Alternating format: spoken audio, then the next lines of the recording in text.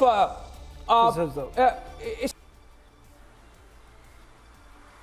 Well, see, I think I haven't read the details, but I think it means that it's a continuation of the SEBI probe. It's not replacing SEBI in any manner on the Hindenburg report. So it's led to a probe, and it's led to a supervision of this probe. So this 5-member panel, it has people from cross sections, so nobody can say that it's a ruling party biased panel or anything. It's a Supreme Court base, and there's a retired Supreme Court judge who will be looking over onto this. So it's not divested the SEBI of its responsibility. So I think a little of the wind behind the sails of the opposition demand that there should be a parliamentary committee, because now you have domain specific people who will look into it, and it will strengthen and protect the investors' money further.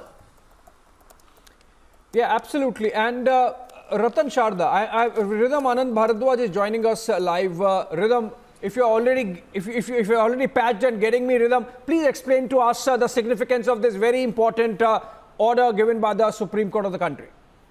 Absolutely. Like Smita Prakash actually said, I think she's absolutely right, because the fact that this committee is formed to probe into what's going to happen and is going to be headed by former Chief Justice, Justice Manohar Sapre, clearly puts it very, very clear that it's going to be above anyone's suspicion when they come forward and they question the committee that's going to be panned. In fact, let's also remind our viewers, in the last hearing in the court, the Solicitor General, the top law officer of the country, representing the government, had stated that they are all right, and in fact they promote the formation of a committee here, which is exactly what's happening. Ratan Sharda, we've also spoken about this earlier. Yeah. The words of the Chief Justice today are so clear: in order to protect Indian investors. And this is also something they had said earlier. In the last hearings, Justice Chandrachud had spoken about how the Indian investors need to be protected.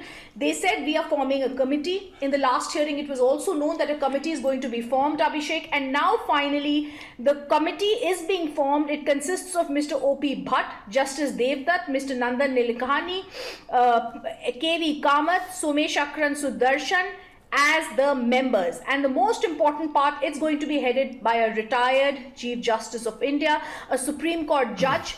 That's very crucial, because what we are getting a sense of here is that the court wants to say that we want the probe to be done properly. At the same time, while pronouncing this verdict, the Supreme Court Chief Justice has also clarified the SEBI has placed a regulatory framework, saying it has started a disclosure-based regulatory mechanism. Remember, in the last hearings, this is also something that had been said by SEBI, that they will try and ensure that price control for the capital issues is there. The Supreme Court has asked SEBI also to expeditiously conclude the investigation in 2 months and file a status report.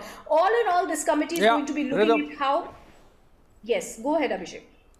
Yeah, so I think this is a very significant development that you have brought out from the Supreme Court, Rhythm, and it was important that a message is sent across to the world community, in fact, that India takes its markets seriously, and any manipulation would be probed threadbare, and a thorough job would be done, and that gets reflected in the kind of membership of the committee, Rhythm, that has been set up by the Supreme Court.